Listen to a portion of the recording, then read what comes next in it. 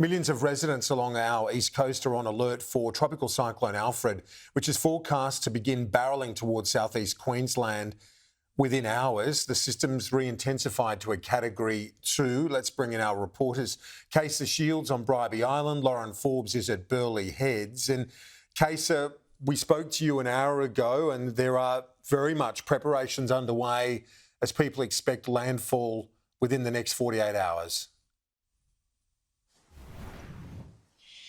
Absolutely, Kieran. Tropical Cyclone Alfred is likely to make landfall just north of Brisbane, either late on Thursday or very early on Friday morning. At the moment, it's a Category 2 system, about 560 kilometres east of Brisbane, but it is expected to turn towards the southeast Queensland coastline later today. And if it does make landfall, it will be the first cyclone to do so in southeast Queensland in more than 50 years. Now, this weather system will bring some intense weather with it. That includes heavy rainfall of up to 400 millimetres, as well as really strong winds up to 120 kilometres an hour. Now, this is a rare and remarkable weather event, but in terms of both rain and wind, it's on par with weather events that we've seen in the past. What makes this one different is abnormally high tides and waves as well. Queensland Premier David Crisafulli is pleading with people to get prepared. What we're saying to Queenslanders is we've done our bit. We've done a lot of work on the preparation. We've put generators onto some of those vulnerable island communities you're talking about. We've pre-positioned health staff. We're talking to the telecommunications companies about making sure they've got generation so that their towers can remain open if they lose power. So we've put a lot of thought into what those preparations look like. We want Queenslanders to do the same.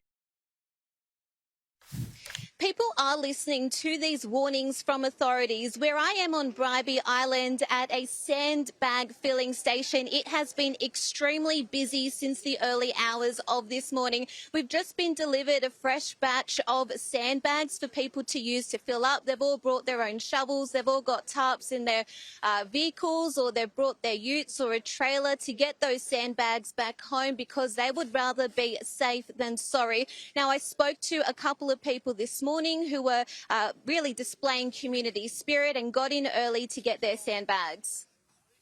I think all of us come out early just to beat the rush. Yep. And get here early and get ourselves prepared, ready for what we know is coming. To beat the traffic, because yesterday afternoon it was just chaos out here. Yeah. We're not going to leave the island. We're staying. We're staying. Batten down the hatches. There have been about 10 deliveries of sand here this morning as people try to keep filling up those sandbags, many of them coming back time and time again to get even more.